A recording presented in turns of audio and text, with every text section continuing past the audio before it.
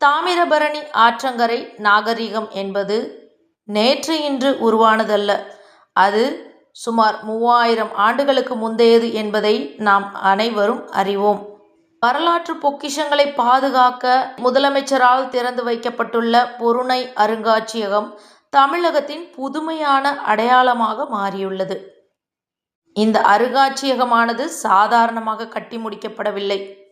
சுமார் 33 கோடி மதிப்பீட்டில் 15 ஏக்கர் பரப்பளவில் பார்ப்பவர்களை பிரமிக்க வைக்கும் வகையில் அமைக்கப்பட்டுள்ளது. உலகத்தையே திரும்பி பார்க்க வைத்த முதுமக்கள் தாழிகள் மற்றும் வெண்கல பொருட்கள் இங்கே அணிவகுக்கின்றன. மேலும் விவசாயத்திலும் தானிய சேமிப்பிலும் நம் முன்னோர்கள் எவ்வளவு கில்லாடிகள் என்பதை விளக்கும் கருப்பு சிவப்பு பானை ஓடுகள் மற்றும் இரும்பு கருவிகள் இங்கே காட்சிப்படுத்தப்பட்டுள்ளன. பாண்டியர்களின் துறைமுகப்பட்டினமான கொற்கையில் கிடைத்த சங்ககால கடல் வாணிக பொருட்கள் மற்றும் மணிகள் நம்மை ஆச்சரியப்பட வைக்கின்றன. இந்த அருங்காட்சியகத்தை முதலமைச்சர் மு.க. ஸ்டாலின் திறந்து வைத்தார். மேலும் அவர் மக்களிடையே உணர்ச்சிகரமான உரையை ஆற்றினார். அப்போது பேசிய முதலமைச்சர், பொருணை நாகரிகம்தான் இந்திய துணைக்கண்டத்தின் வரலாற்றையே மாற்றி எழுதியுள்ளது என்று தெரிவித்தார்.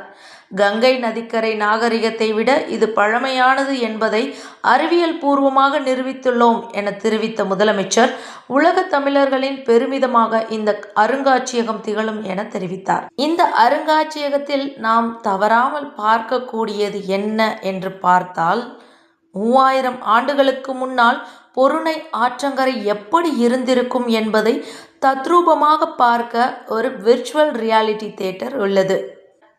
ஆதன், குவிரன் என தமிழில் எழுதப்பட்ட பானை ஓடுகள் தமிழர்கள் எவ்வளவு காலத்திற்கு முன்பே எழுத்தறிவு பெற்றிருந்தார்கள் என்பதை பறைசாற்றுகின்றன. குழந்தைகளுக்கும் கூட வரலாற்றை விளையாட்டாக கற்றுக்கொள்ளும் வசதிகளும் இங்கே உண்டு. பொருணை அருங்காட்சியகம் வெறும் செங்கற்களாலும் சிமெண்டாலும் கட்டப்பட்ட ஒரு கட்டிடம் அல்ல. அது நம் தமிழினத்தின் வேர்களை தேடிச் செல்லும் ஒரு புதிய பயணத்தின் நுழைவு வாயில்.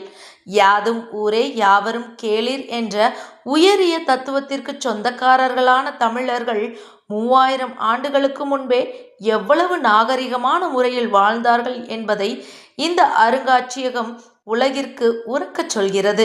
இன்றைய இளைய தலைமுறையினர் தங்கள் வரலாற்றை நேரில் கண்டு பெருமிதம் கொள்ளவும், ஆய்வாளர்கள் புதிய உண்மைகளை கண்டறியவும் இது ஒரு கலங்கரை விளக்கமாக அமையும் என்பதில் சந்தேகமில்லை.